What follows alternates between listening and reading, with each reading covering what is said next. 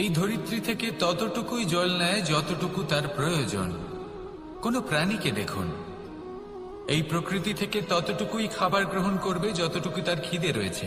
খিদে মিটে গেলে আর খাবে না। এবার মনুষ্যকে দেখুন, সে নিজের জীবনে যা কিছু পেয়েছে, বস্তু, ধন, খাবার, শক্তি, প্রয়োজনের থেকে অনেক বেশি লাভ করার চেষ্টা করে থাকে। প্রয়োজনের থেকে বেশি যদি পেয়েও যায় তাহলেও তার কম মনে হয়। এবার এরকম ঠিক কেন হয়? এর পিছনের কারণ কি? কারণ হলো লোভ। লোভের আগুন কিছু এমন হয়, যদি মানুষের মনে একবার প্রজ্বলিত হয় তাহলে শুধু বাড়তেই থাকে। ততক্ষণ বাড়বে যতক্ষণ না আপনি নিজে তাকে বাধা দিচ্ছেন। তবে এই লোভের আগুন নিয়ন্ত্রণ করা সম্ভব। পরিমিতিবোধ,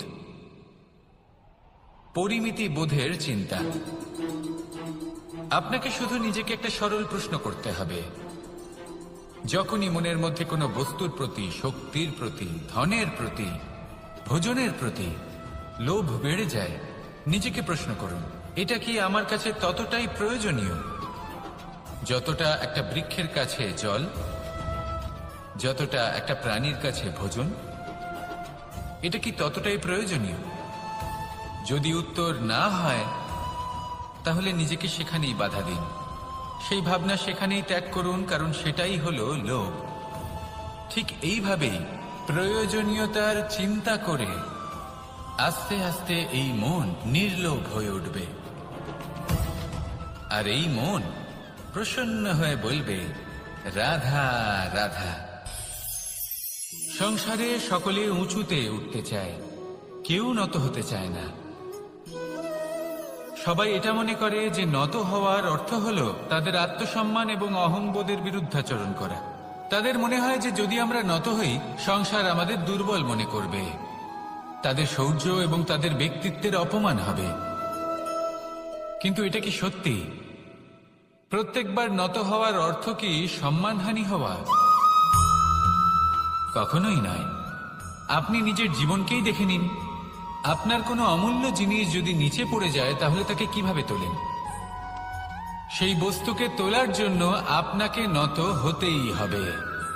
আপনি বড়দের আশীর্বাদ কিভাবে লাভ করেন? আপনি নত হয়ে তবেই তাদের আশীর্বাদ লাভ করতে পারেন, তাই না? ভেবে দেখুন, আপনি একটা পথে হাঁটছেন, আপনি দেখতে চাইছেন যে আপনি সঠিক পথে হাঁটছেন কিনা, পায়ের নিচে কাঁটা পড়ে আছে কিনা। কিভাবে দেখবেন? আপনাকে সেই মাথা নত করেই দেখতে হবে। এর অর্থ কি?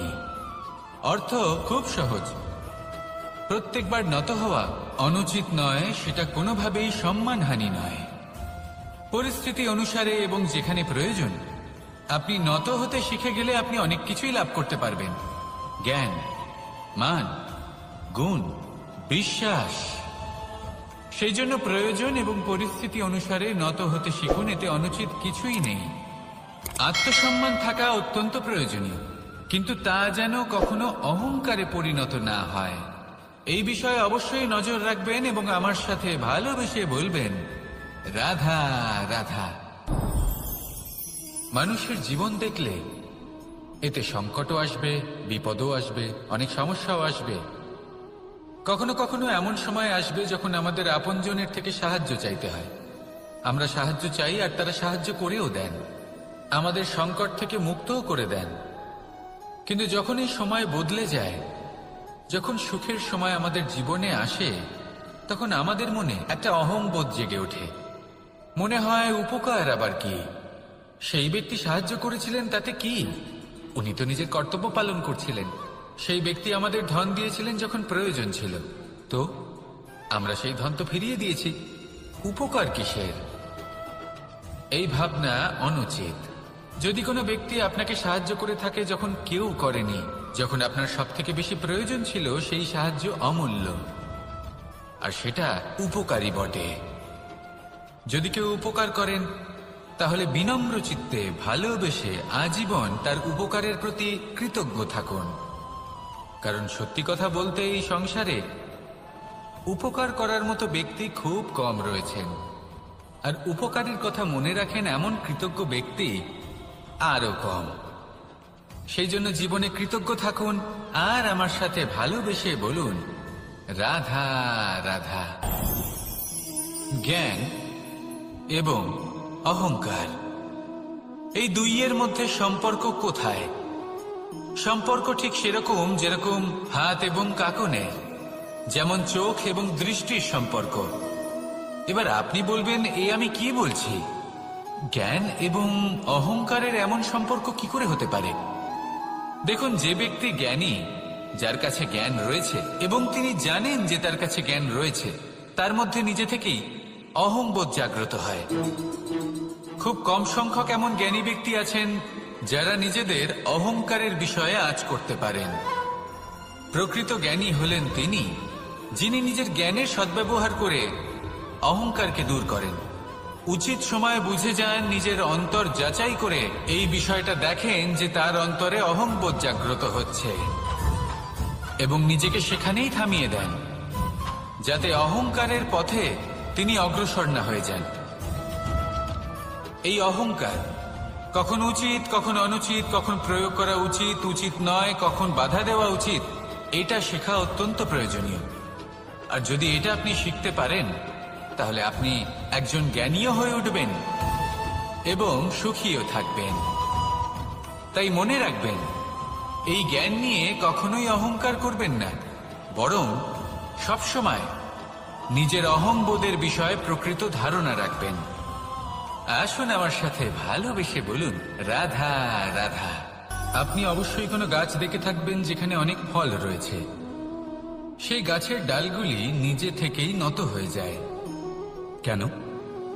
যাতে মানুষ, প্রাণী, এরা সকলে যাতে সেই ফল খুব সহজে গ্রহণ করতে পারেন। এটাই হলো প্রকৃতির শিক্ষা, এটাই হলো প্রকৃতির নিয়ম। মানুষেরও কিছুটা এরকমই হওয়া উচিত। যদি আপনি সাফল্যের চরম সীমায় পৌঁছে যান, সততা ছাড়া আপনি যে কাজই করুন না কেন, উচিত সময় তা সম্পূর্ণ হবে না, আর মনোবাঞ্ছিত ফল আপনি কখনোই পাবেন না। তাই যে কাজই আরম্ভ করুন না কেন, সততার সাথে এবং অখণ্ড প্রচেষ্টার সাথে করুন।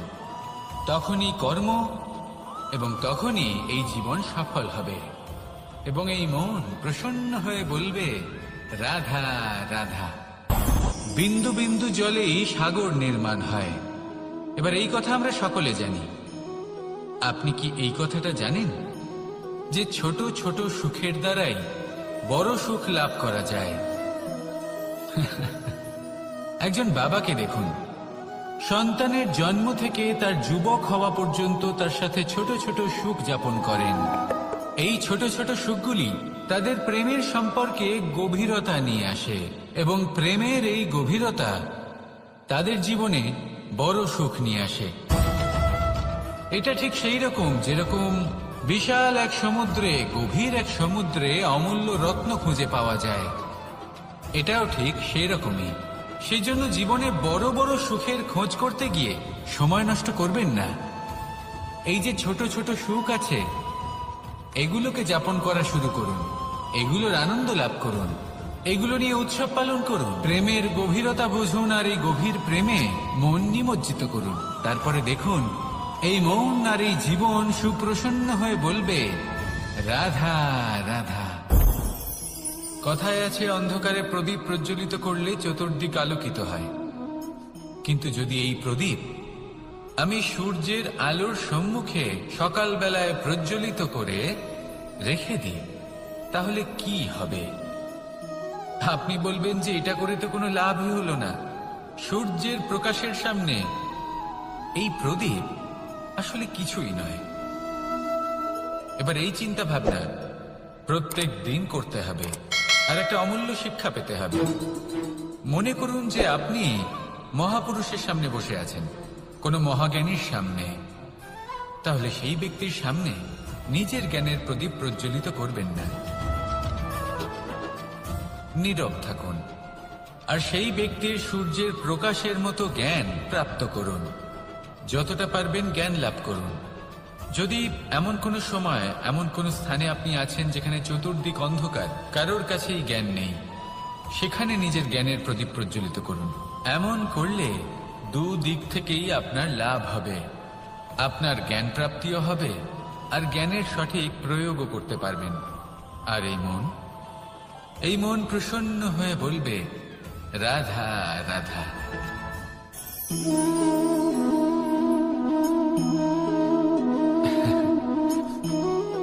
ঘুমের মধ্যে আমরা বিভিন্ন ধরনের স্বপ্ন দেখি, কিছু সুখের, কিছু দুঃখের, কিছু অত্যন্ত ভয়ানক।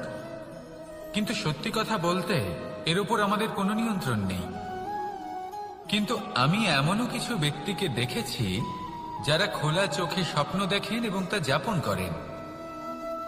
নিজেদের একটা আলাদা স্বপ্নের নগরী আছে ওনাদের, সেখানেই জীবন যাপন করেন। আসল বাস্তবটা কি তাতে ওনাদের কিছুই যায় আসে না। এমন কিছু মানুষ আছেন যাদের কাছে বিন্দুমাত্র জ্ঞান নেই, সে না হয় ঠিক আছে, কিন্তু জ্ঞান এমন ভাবে প্রদান করবেন যে মনে হবে সংসারের সমস্ত জ্ঞান তাদের কাছেই রয়েছে। এমন কিছু মানুষ আছেন যারা ভালোবাসতে জানেন না, আর তাও আমি মেনে নিলাম, কিন্তু কথা এমন ভাবে বলবেন তাতে মনে হবে যেন প্রেমের বিষয়ে সবকিছু শুধুমাত্র ইনিই জানেন। এবার আমি এমন কথা অবশ্যই বলছি না যে আপনি এরকম করেন, কিন্তু যদি কোনো ব্যক্তি এরকম করেন তাহলে তার এটা মাথায় রাখা উচিত যে সেই ব্যক্তি অন্য কারোর সাথে নয়, নিজের সাথে অনুচিত করছেন। কারণ এমন কাজ করে উনি নিজের দোষ, নিজের অপগুণ সংসারের কাছে নয়। আমি কি আজ সেই জীবন যাপন করছি যেমন আমি যাপন করতে চেয়েছিলাম? যদি এই প্রশ্নগুলোর উত্তর হ্যাঁ হয় তাহলে এগোতে থাকুন, নয়তো থেমে যান এবং বিচরণ করুন। মনে রাখবেন, এই সংসার অত্যন্ত জটিল আর এতে হারিয়ে যাওয়া অত্যন্ত সরল। সেই জন্য নিজে থেকে বারবার থামা এবং জীবন চিন্তন করা অত্যন্ত আবশ্যক। তাহলে সেটাই করুন আর আমার সাথে ভালোবেসে বলুন, রাধা রাধা। এই সংসারে জয়লাভ করার জন্য, সাফল্য লাভের জন্য শক্তি, ধৈর্য, সাহস, মিত্রদের সঙ্গ, এই সব ছাড়া আর কি আছে যা অত্যন্ত প্রয়োজনীয়? বিশ্বাস। সত্যি কথা বলতে এই বিশ্বাস অত্যন্ত অমূল্য, কিন্তু এটা দুদিক খোলা তলোয়ারের মতো। এটা আপনাকে বলশালীও করে তুলতে পারে, শক্তিশালীও করে তুলতে পারে, আবার দুর্বলও করে তুলতে পারে। কিভাবে? যদি আপনি শুধুমাত্র অন্যের উপরে বিশ্বাস করেন যে ওনারা সবাই আমাকে সামলে নেবেন, আপনার বিশ্বাস শুধুমাত্র অন্যের উপর, আর সেই বিশ্বাসের ভিত্তিতে আপনি কর্ম করেন, তাহলে আপনি দুর্বলই হয়ে উঠবেন।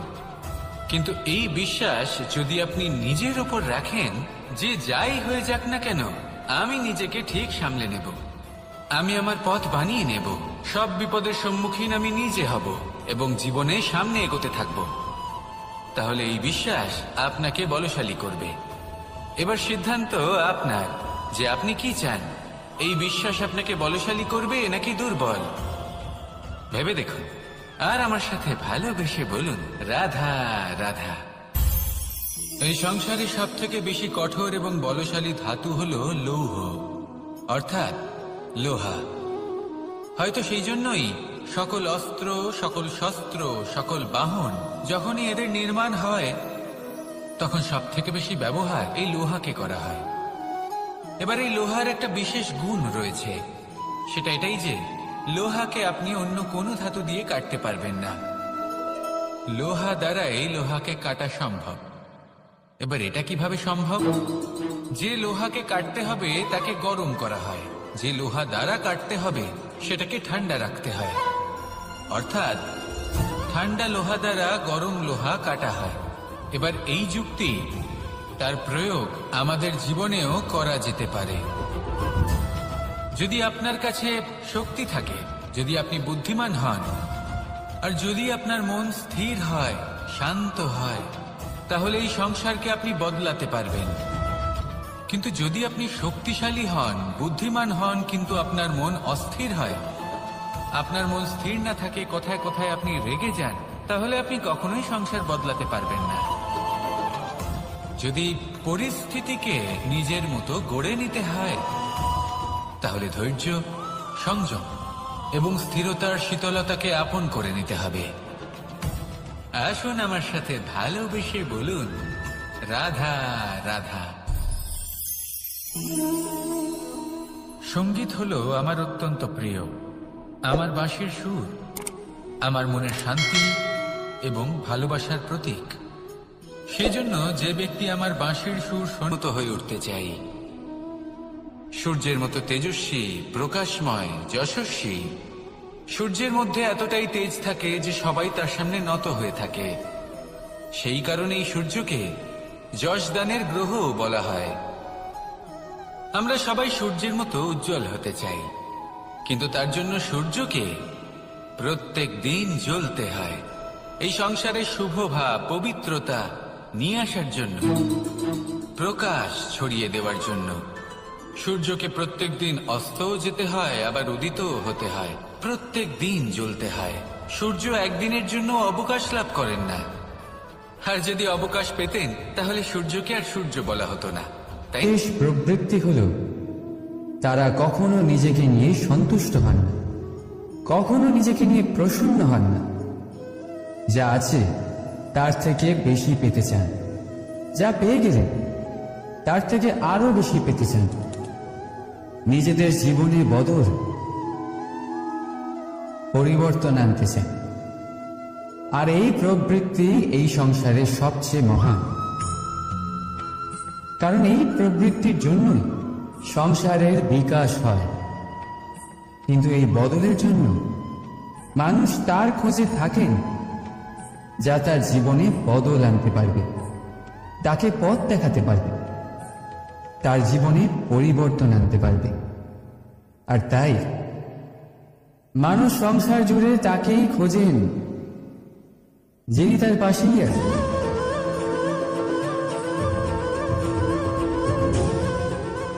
বলুন তো কে? যদি কেউ আপনার জীবন বদলাতে পারে তবে তাকে আয়নায় দেখুন। আপনি নিজেই সে যে নিজের জীবন বদলাতে পারে, নিজেই নিজের পথ প্রদর্শক হতে পারেন, জীবনে বদল আনতে পারে, পরিবর্তন আনতে পারে। তাই চিনুন নিজের অন্তরের শক্তিকে, আর এটা বিশ্বাস করুন যে এই সংসারে আপনার থেকে বেশি শক্তিশালী আর কেউ নেই। জীবন বদলে যাবে আপনার। আর অন্ধবিশ্বাস নয়, আত্মবিশ্বাসের হাত ধরুন। আপনার সমস্যা আপনা থেকেই দূর হয়ে যাবে। তাই ভালোবেসে বলুন, রাধা রাধা। প্রদীপ জ্বালানোর কাজ বড়ই আনন্দদায়ক। উজ্জ্বলতার এই শিখা যেন আত্মার মধ্যে গিয়ে মনে উল্লাস ভরে দেয়।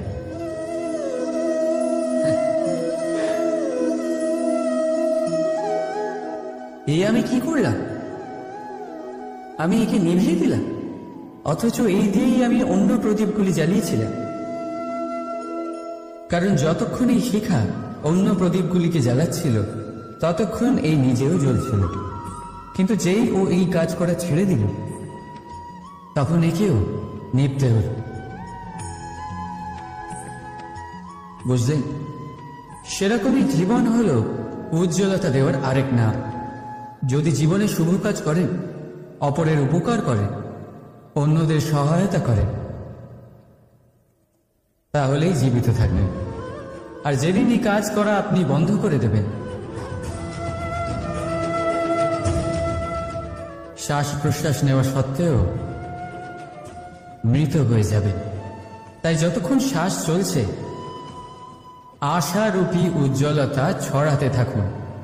বিশ্বাস করুন,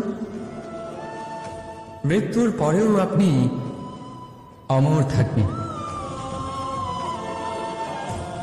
তাই ভালোবেসে বলুন, রাধা রাধা। যবে থেকে জীব প্রাণের অস্তিত্ব পেয়েছে তবে থেকেই আরো একটি শব্দ জন্ম লাভ করেছে, সংঘর্ষ। জন্মলগ্ন থেকেই মানুষকে বাঁচার জন্য সংঘর্ষ করে যেতে হয়, কখনো নিজের লক্ষ্যে পৌঁছবার জন্য সংঘর্ষ করতে হয়, আর কখনো যা পেয়েছেন তাকে রক্ষার জন্য সংঘর্ষ করতে হয়। কিন্তু প্রত্যেকে একই অভিযোগ করে যে সংঘর্ষ করার সময় ভীষণ কষ্ট হয়। আপনি যোদ্ধা হলে প্রহার আপনাকে সহ্য করতেই হবে। সাঁতার শিখতে হলে জলে আপনাকে প্রবেশ করতেই হবে। পায়ের তলায় তাদেরই কড়া পড়ে যারা রোজ হাঁটেন, আর যারা হাঁটেন